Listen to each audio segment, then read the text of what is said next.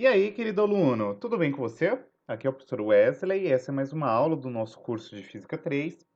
E hoje, especificamente, nós continuaremos aqui a estudar a eletrodinâmica, enfatizando aqui o conceito de circuito elétrico. Basicamente, essa aula ela vai versar aí sobre os elementos que fazem parte de um circuito elétrico simples e a gente vai destrinchar cada um desses pontos aqui nessa aula. Vamos lá? Basicamente, toda e qualquer vez que nós comentamos acerca de um circuito elétrico, eu quero que vocês compreendam que nada mais é do que uma somatória de vários aparelhos interligados eletricamente de forma apropriada. O que significa isso?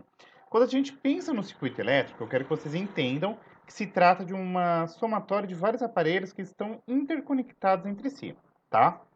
E não menos importante, é de vital importância que a gente entenda que dentro de um circuito elétrico eu preciso obrigatoriamente ter um gerador elétrico, que nada mais é do que uma fonte que vai fornecer energia. Além disso, eu preciso ter a presença de um receptor, que é justamente o elemento que recebe energia.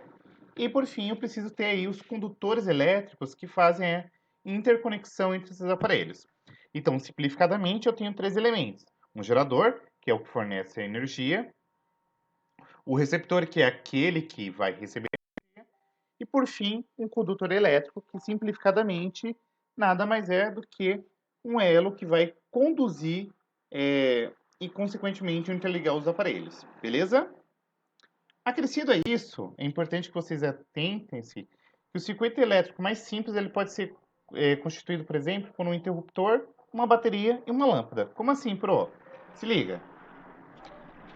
Percebam que você tem aqui a presença da bateria, que é justamente o que vai fornecer energia, então aqui é o gerador. Nós temos a lâmpada, que é justamente o receptor, né? Então é aquilo que vai receber energia. E você tem aqui um interruptor que faz aí justamente a interligação entre a bateria e a lâmpada. Então vamos lá. Toda e qualquer vez que eu vier a falar de um gerador, é justamente o aparelho que é capaz de transformar qualquer tipo de energia, percebam, qualquer tipo de energia, em energia elétrica. Então, simplificadamente, a função que está diretamente atrelada a um gerador é fazer o fornecimento de energia mediante as cargas que ali atravessam ele, tá? Então, essa é a esquematização aqui de um gerador, tá? E aí percebam aqui o sentido da corrente elétrica. E aí você pode ter algumas espécies de geradores. Você pode ter os geradores químicos, que essencialmente são aqueles que transformam energia química em energia elétrica. Então, os exemplos mais clássicos aqui são as baterias, tá? E as pilhas.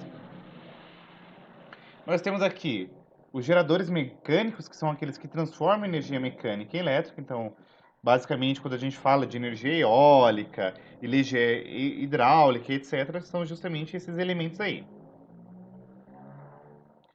Além disso, nós temos aqui o receptor. O receptor, como eu falei anteriormente, é justamente o aparelho responsável por fazer a transformação da energia elétrica em outras formas de energia, não sendo exclusivamente a energia térmica. Pro, como assim? O gerador é aquele que fornece energia e o receptor é aquele que recebe a energia e, consequentemente, pode transformá-la em uma outra fonte ou uma outra forma de energia. Exemplos clássicos que a gente consegue dar aqui, por exemplo, liquidificador, ventilador e por aí vai. Não menos importante, a gente ainda tem um conceito aqui de resistor, que nada mais é do que o elemento que está diretamente atrelado com o consumo de energia elétrica e, consequentemente, uma conversão em energia térmica, ou seja, quando a gente fala de um resistor que é representado desta forma, eu quero que vocês entendam que nada mais é do que um elemento que vai transformar energia elétrica em energia térmica, tá? E esse processo de transformar energia elétrica em energia térmica, nós denominamos como efeito Joule. Exemplos clássicos de resistores é justamente aqui uma chapinha, ferro de passar, um chuveiro, um secador, uma torradeira. Percebam que todos esses elementos que eu elenquei aqui são elementos que fazem o quê? Pegam energia elétrica e transformam em energia térmica, tá? E todos esses elementos aqui, todos esses componentes que eu coloquei nesse slide, fazem por consequência o efeito Joule.